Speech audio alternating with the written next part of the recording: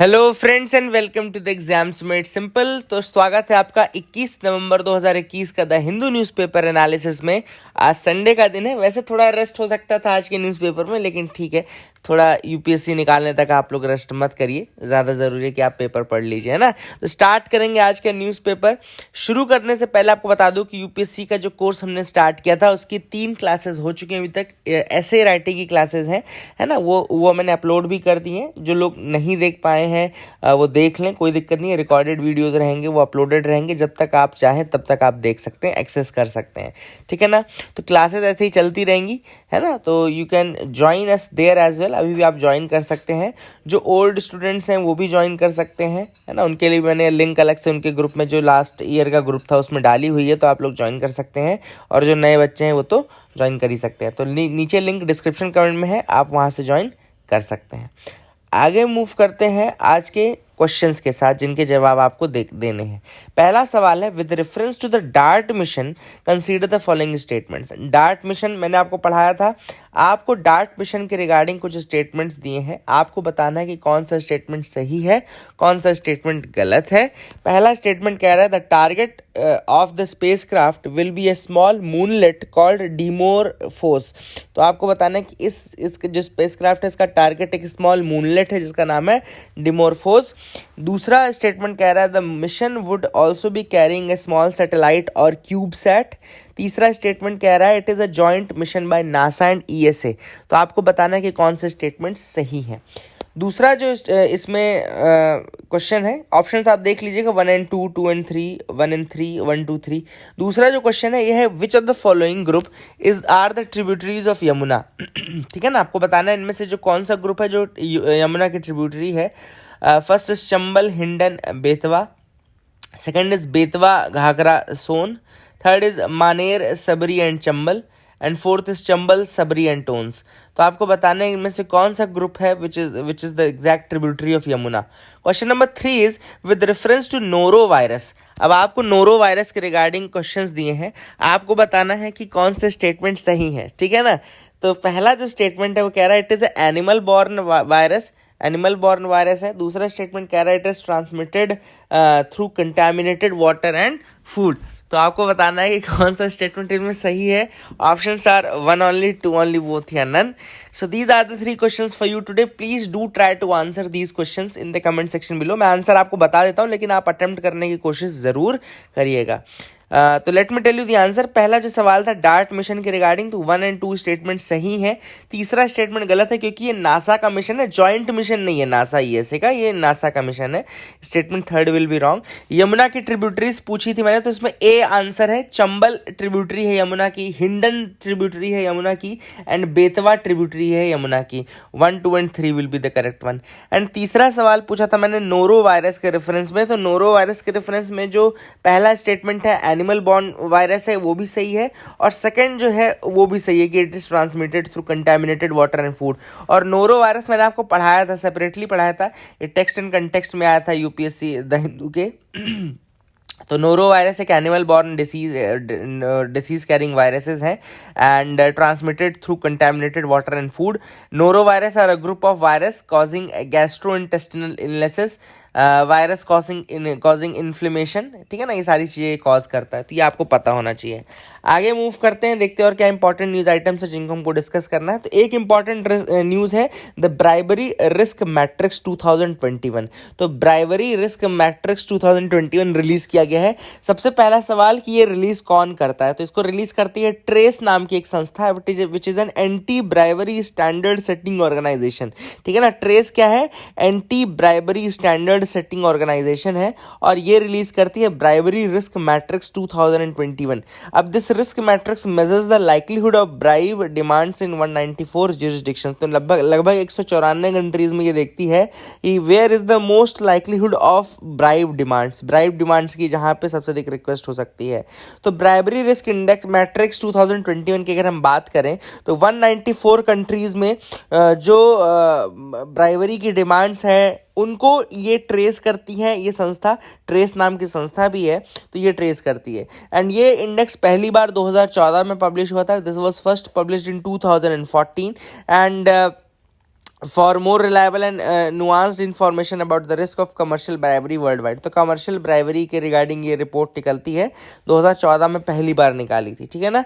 अब इसके पैरामीटर्स है, देखो, पहला है business interactions with the government, दूसरा है anti bribery deterrence and enforcement, तीसरा है government and civil service transparency, चौथा है capacity for civil service civil society oversight which includes the role of media as well. तो ये 3-4 पैरामीटर्स है जिनके बेसिस पे ये निकालते हैं।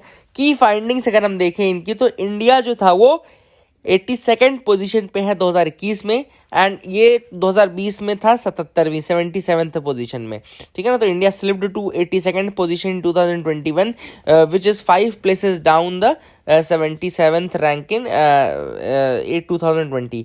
फिर India fared better than its neighbour, चाहे चाइना हो, चाहे पाकिस्तान हो, चाहे नेपाल हो, चाहे बांग्लादेश हो, इन सबसे अच्छा परफॉर्म किया हमने।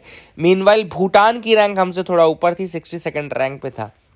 लोएस्ट ब्राइवरी रिस्क जो है वो डेनमार्क में है, नॉर्वे में है, फिनलैंड में है, स्वीडन में है, न्यूजीलैंड में है, एंड हाईएस्ट जो ब्राइवरी रिस्क है वो नॉर्थ कोरिया में है, तुर्कमेनिस्तान में है, वेनेजुएला में है, एरित्रिया में है। ये इनमें मोस्ट रिस्क है। तो ये आप थोड़ा रिपोर्ट याद रखिएगा, ब्राइवरी रिस्क मैट्रिक्स है, इसको याद रख सकते हैं। दूसरी जो न्यूज़ हम डिस्कस करेंगे वो है Assam to be the language lab for the country. अब union education minister Dharmendra Pradhan का ये कहना है कि that Assam will be developed as the laboratory of the country's language based education. तो अगले डिकेड तक असम को डेवलप करना पड़ेगा as a language based education hub, ठीक है, लैंग्वेज बेस्ड लेबोरेटरी के रूप में असम को डेवलप किया जाएगा, ठीक है ना।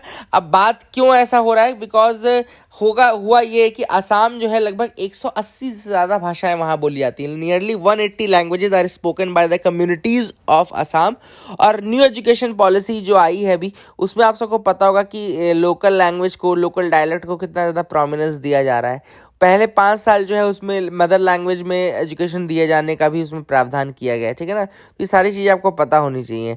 And that is the thing why Dharmendra Pradhan ने सेड दैट कि चूंकि असम में ऑलरेडी 180 से ज़्यादा लैंग्वेजेस बोली जाती हैं, तो it can act as a laboratory for the entire country, ठीक है, लैंग्वेज लेबोरेटरी के रूप में उसको डेवलप किया जा सकता है। And that is the reason you have to remember this news as well. इसको याद रखिएगा। एंड ये याद रख, नियरली 180 लैंग्वेजेस जो हैं they are spoken by the communities of north east. Actually north east tribes द्वारा 180 से ज़्यादा लैंग्वेज बोली जाती है, उनमें से 64 से ज़्यादा 64 से ज़्यादा असम में बोली जाती है। तो ये थोड़ा फैक्ट आप करेक्ट कर लेना।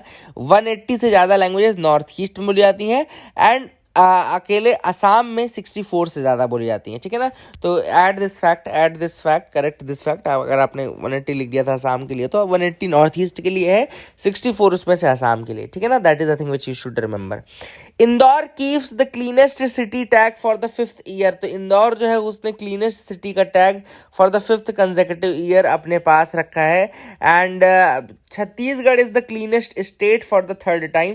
तो इंदौर जो है that is the cleanest city for the 5th year, and Chhattisgarh is the cleanest state for the 3rd time. तो यहाँ पे आप देख सकते हैं कि फर्स्ट रैंक जो है वो इंदौर की है, ठीक है ना। रैंक 2020 में भी फर्स्ट थी इसकी। सूरत की रैंक सेकंड है, एंड इनफैक्ट सूरत की रैंक 2020 में भी सेकंड थी। एंड इंदौर की 2019 में फर्स्ट थी, सूरत की 2019 में 14वीं रैंक थी। विजयवाड़ा की रैंक 3rd है इस बार, विजयवाड़ा की रैंक 3rd है। लास्ट ईयर इसकी रैंक 6th थी। तो आप देख सकते हैं कि इंप्रूवमेंट भी हो रहा है सिटीज़ में, लेकिन इंदौर इज स्टेबल। इंदौर अभी भी रैंक 1 पे, 5वीं लगातार बार इंदौर रैंक 1 पे है। And Indore was rank the cleanest city for the 5th consecutive time. ये कौन अनाउंसमेंट करता है? Union ministry of housing and urban affairs, याद रखिएगा।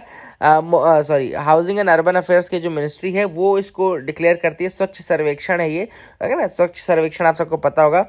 स्वच्छ सर्वेक्षण अवार्ड 2021 है। दिस इज द स्वच्छ सर्वेक्षण अवार्ड 2021 जो कि दिए गए हैं बाय प्रेसिडेंट रामनाथ कोविंद दिए गए हैं।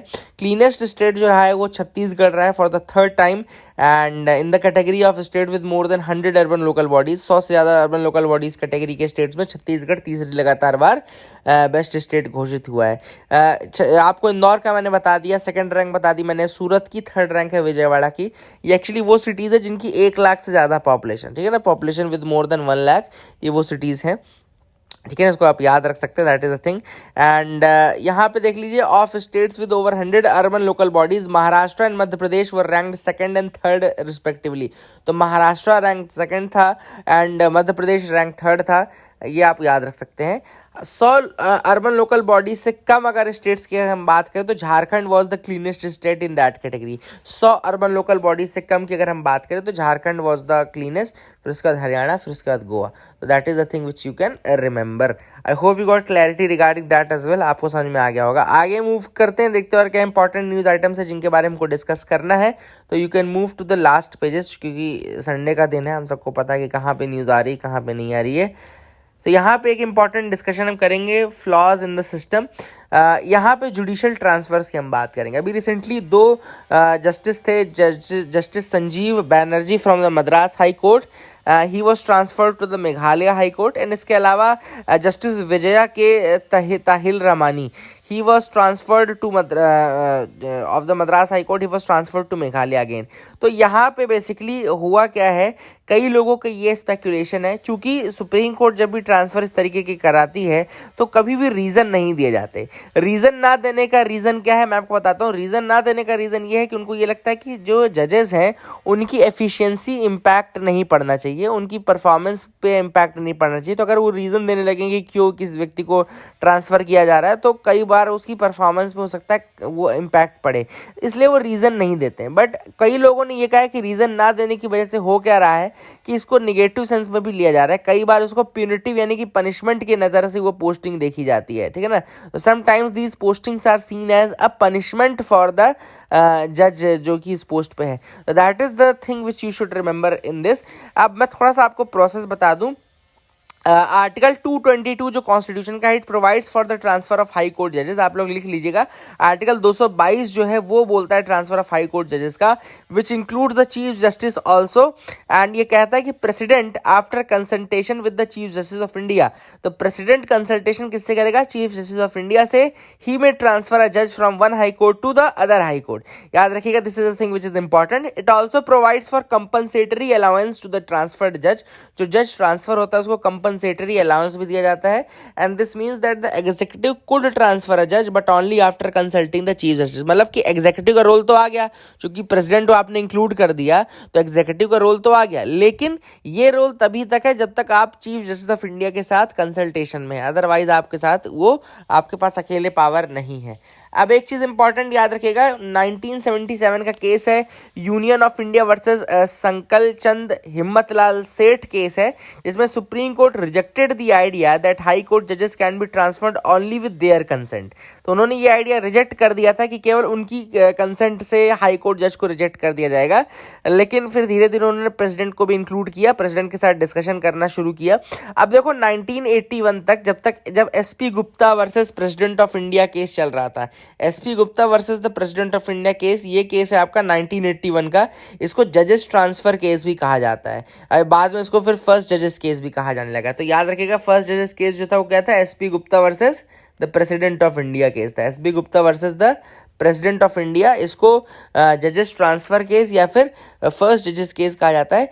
यहाँ तक तो सुप्रीम कोर्ट ने ये माना था कि भैया प्रेसिडेंट जो है वो डिसाइडिंग बॉडी है, लेकिन कंसल्टेशन उसको चीफ जस्टिस ऑफ इंडिया से करना पड़ेगा, मतलब यहाँ पे एग्जीक्यूटिव के पास फुल पावर थी।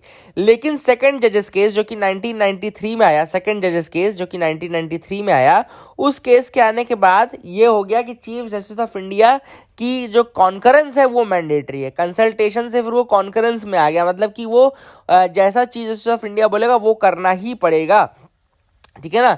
और इसी के बाद फिर आपका कोलिजियम सिस्टम बना, जिसमें फिर 1+4 हो गया कि chief justice of India +4 senior most जजेस ऑफ द सुप्रीम कोर्ट, है ना, ये चीज़ें फिर आने लगी। तो वही चीज़ अभी जब ट्रांसफ़र की अगर हम बात करेंगे, तो अगर किसी हाई कोर्ट के जज का ट्रांसफ़र होना है तो यहाँ पे जो कंसल्टेशन होगा ये चीफ जस्टिस ऑफ इंडिया के साथ होगा, फिर उस चीफ जस्टिस से होगा हाई कोर्ट के, जिस हाई कोर्ट से उसका ट्रांसफ़र करना है, फिर उस chief justice of India of high court से होगा जहाँ पे उसका ट्रांसफ़र करना है, इनके साथ फिर डिस्कशन होगा। एंड इसके बाद जो आपका प्रेसिडेंट है उनको बताया जाएगा, फिर प्रेसिडेंट को प्राइम मिनिस्टर बताएगा कि क्या डिसीजन लेना है, एंड देन फाइनली वो चीज़ होती है। एंड लास्ट इसके बाद अगर आपके चीफ जस्टिस ऑफ किसी हाई कोर्ट को ट्रांसफर करना है, तो ऐसे में जो कंसल्टेशन होता है वो केवल चीफ जस्टिस ऑफ इंडिया के साथ किया जाता है एंड 4 सीनियर मोस्ट जजेस होते हैं। तो यहाँ पे याद रखिएगा, अगर चीफ जस्टिस ऑफ किसी हाई कोर्ट के ट्रांसफर करना है तो वहाँ पे आपको फिर 4 सुप्रीम कोर्ट के जजेस का भी वो लेना पड़ता है। देखो यहाँ पे लिखा भी है, in case of transfer of a chief justice only the views of one or more knowledgeable supreme court जजेस need to be taken into account. अगर किसी उसमें the view should be also be express in writing and they should be considered by the chief justice of India and 4 senior most जजेस of the supreme court. यहाँ पे देखो लिखा है कि ये जो व्यूज हैं इनको 1+4 यानी कि chief justice of India plus 4 senior most जजेस ऑफ द सुप्रीम कोर्ट, ये लोग इसको देखते हैं जब चीफ जस्टिस के ट्रांसफर की बात होती है। तो ऊपर हमने बात कर ली किस तरह से जजेस का ट्रांसफर होता है, किस तरह से चीफ जस्टिस का ट्रांसफर होता है, ये दोनों चीजें हमने देख ली। आर्टिकल आपको मैंने बता दिया है क्या इंपॉर्टेंट है। केसेस याद रखिएगा, एसपी गुप्ता केस भी याद रखिएगा, और उसके अलावा जो सेकंड जजेस केस, थर्ड जजेस केस वैसे 1998 में आया था, सेकंड जजेस केस 1993 में आया था, ये आप देख सकते हैं। Why is India coal usage under scrutiny, तो यहाँ पे इंडिया के कोल यूसेज जो है वो स्क्रूटनी में, ऑब्वियसली बात है। इंडिया ने फेज आउट की जगह फेज डाउन कर दिया था COP 26 में जब भाषण दे रहे थे, तो इस कारण से इसको बेसिकली कई लोगों ने इसके ऊपर सवाल भी उठाया कि इंडिया ने क्यों ऐसा किया। तो ऑथर के अकॉर्डिंग इंडिया ने ऐसा इसलिए भी किया क्योंकि ऑब्वियसली बात है डेवलपमेंट वाला पर्सपेक्टिव है, एंड दूसरी चीज़ ये कि जो रिन्यूएबल एनर्जी है इन सब के लिए पैसा बहुत लगता है ना। जब पैसा बहुत लगेगा तो वो पैसा या तो डेवलप्ड कंट्रीज दें, अगर डेवलप्ड कंट्रीज वो पैसा नहीं दे रही तो फिर किस अधिकार से वो बोल रहे हैं कि आप कोल को फेज आउट कर लो, है ना। दूसरी चीज ऑथर ने यहाँ पे ये भी कहा है कि जैसे सोलार एनर्जी है, लोग कहते हैं कि सोलार एनर्जी में ट्रांसफर कर जाओ, सोलार एनर्जी तो सस्ता है ना। तो मैं आपको बता दूं सोलार एनर्जी, देखो सिंपल सी बात, दिक्कत कहाँ आ रही है कि ये इंटरमिटेंट है। क्या दिक्कत है कि इंटरमिटेंट नहीं है। क्या दिक्कत हो रही है कि किसी मौसम में तो ये है, किसी मौसम में ये नहीं है, कहीं पर ये रहेगा, कहीं पर ये नहीं रहेगा। कब नहीं रहेगा? ये तब नहीं रहेगा जब ऑब्वियस सी बात है बारिश का मौसम होगा ये। तो ऐसे में हमको क्या ज़रूरत है कि हमारे पास बैटरी सिस्टम होना चाहिए कि हम इसको स्टोर कर लें और बाद में इसको यूज़ कर लें। पर अगर हम बैटरीज यूज़ करने लगेंगे तो ये पूरा महंगा हो जाएगा। जो अभी तक चीज़ सस्ती मिल रही है वो चीज़ें महंगी हो जाएंगी। तो इस कारण से यहाँ पे थोड़ा नुकसान है। इसको अगर आप चेंज कर पाएँ, इंटरमिटेंसी प्रॉब्लम को अगर आप चेंज कर पाएँ तो फिर सोलर एनर्जी बहुत यूज़फुल है। लेकिन अगर आप उसको स्टोर करके बाद के समय में जब आपके पास सोलर एनर्जी इतना नहीं है तब अगर यूज़ कर पाएँ तभी इसका बेनिफिट है, बाद में अदरवाइज इसका बेनिफिट इतना ज़्यादा नहीं रहता है। ऑथर ने वही कहा कि हमको यही करना है कि इलेक्ट्रिकल व्हीकल्स में ट्रांसफ़र कर देना है, हमको रिन्यूएबल एनर्जी और ज़्यादा डेवलप करनी है। एंड कई लोगों ने सजेस्ट ये भी कहा है कि आप एक कार्बन टैक्स लगा दो। क्या है कि इंडिया में अगर कार्बन की प्राइस देखें, कोल की प्राइस अगर देखें तो वो $2 तक मिल जाता है, एवरेज है $2, ठीक है ना, प्राइस है $2। लेकिन लोग कहते हैं कि इसकी प्राइस होनी चाहिए रेंज $30 to $70। तो लोग कहते हैं कि $30 to $70 अगर रहेगा तो लोग थोड़ा कम यूज़ करेंगे। बट दिक्कत ये कि अगर $30 to $70 कर दिया तो फिर आउटपुट ये सब ऑलरेडी घट जाएगा, तो फिर ये तो इक्विवेलेंट टू नॉन मतलब फेज आउट के बराबर ही हो जाएगा ना। तो दैट इज़ द प्रॉब्लम कि यहाँ पे हम इसको थोड़ा सोच समझ के हमको लगाना पड़ेगा। That is the thing. अगली जो न्यूज़ है वो है can this portable robot and the septic tank death. तो यहाँ पे एक mechanical engineers from the mechanical engineering department at centre for non destructive testing जो है IIT मद्रास का, उन्होंने डेवलप किया है एक रोबोट। और ये रोबोट क्या कर सकता है, ये सेप्टिक टैंक्स को क्लीन कर सकता है। इसका नाम याद रखिएगा, होमोसेप। इसका नाम क्या है? होमोसेप इसका नाम है, होमोजेनाइजर ऑफ सेप्टिक टैंक्स इसको आप बोल सकते हैं। IIT Madras homogeniser of the septic tanks, ये अच्छी मेथोडोलॉजी है जिसका यूज़ किया जा सकता है in order to clean the septic tanks and all without involving human beings, क्योंकि बहुत सारे ह्यूमन बींग्स की डेथ भी हुई है, इस कारण से ये आपको पता होना चाहिए। अगली जो न्यूज़ है वो है वार्मिंग अर्थ। तो यहाँ पे ये देखा गया है कि जो सॉइल सैंपल्स लिए गए थे लगभग 9000 जगहों के, वहाँ पे ये पाया गया कि उन सैंपल्स में से ये पता चला कि बहुत सारा जो कार्बन वो स्टोर करके रखते थे वो कार्बन अब उन्होंने बाहर निकाल दिया। मतलब कि वो सॉइल सैंपल से जो उन सॉइल सैंपल्स के अंदर जो कार्बन स्टोर्ड था वो कार्बन अब बाहर निकलता जा रहा है। वो एक सोर्स की तरह काम करने लगे हैं रादर देन सिंक, मतलब सिंक की तरह प्रॉपर जो उनका काम था वो नहीं कर पा रहे हैं। तो इसको आप याद रखिएगा। यहाँ पे देखो लिखा भी हुआ है, और यहाँ पे एक और फंडा लिखा हुआ है कि जो लो क्ले सॉइल्स होती हैं, they lose 3 times as much carbon as the clay rich soils. तो जो क्ले रिच सॉइल्स होती हैं उनसे 3 गुना ज़्यादा कार्बन एमिट करती हैं ये लो क्ले सॉइल्स। तो ये भी फैक्ट आप याद रखिएगा, इसको नोट्स पे ऐड कर लीजिए। So that is the things which are important from today's newspaper. I hope you got clarity. एक लास्ट न्यूज़ और देख लीजिए कि RBI report find 600 illegal loan apps in India. तो यहाँ पे आरबीआई ने अपनी एक रिपोर्ट निकाली, इसमें इन्होंने ये बताया कि 600 से ज़्यादा ऐसे ऐप्स हैं जो कि इलीगल लोन्स दे रहे हैं। यहाँ पे थोड़ा आप लोग को बता दूं कि आप लोग भी सेफ रहिएगा। कई बार हम लोग भी ऐसे कदम उठा लेते हैं कि कोई ऐप मिलता है कि भैया 5 लाख का लोन, 2 लाख का लोन ले लो, ये ले लो। तो यहाँ पे ऐसी चीज़ों से हम अपने को बचना है, क्योंकि ये फिर बहुत ज़्यादा परेशान करते हैं ये ऐप्स, और किसी भी तरीके से आपसे और ज़्यादा पैसा हटना चाहते हैं, आपकी ज़िंदगी को हेल बना देंगे ये।